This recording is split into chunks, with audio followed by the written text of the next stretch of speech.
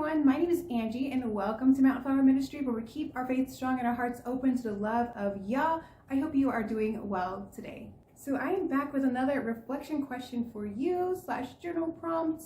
I'm going to start calling them reflection cues in the title and then the question so that you can easily identify this. And I'm going to make a playlist too so that if you haven't caught up with all the videos, you can just easily go to the playlist and catch up on your own time. Feel free to journal however you like. I know some people use audio messages. They like to record themselves and then listen to themselves later. I like to use pen and paper, but sometimes I like to just type up a bunch of nonsense and just journal that way. You know what I mean? And I want this to be a pleasant experience for all of us so that by the end of the year, we have things we can look back on how God has worked in our lives this year. So if that sounds good to you, keep on watching this video and let's get to the reflection question. Today's reflection question / journal prompt is, in what ways have you seen God move in your life or in the life of someone you know? And the reason we want to reflect on what God has already done in our life is so that we can focus on his powers more than our struggles. We can focus on his love more than how we feel in the moment. We can focus on his mercy rather than our mistakes.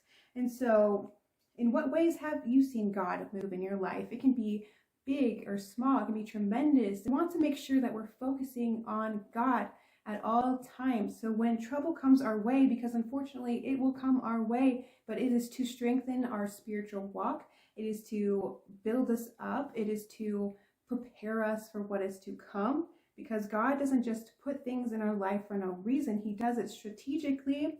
And so maybe in the way that God has moved in your life is in a way that nobody knows about. And maybe you would like to share that with people. You know, maybe your testimony is going to be someone else's calling to the faith.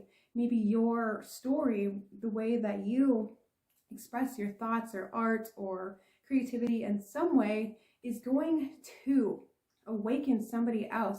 And so we want to always remember that the power of God has the power to bring us out of circumstances, the power to give us strength to get through hard times. Remember that no matter where you are today, God can meet you.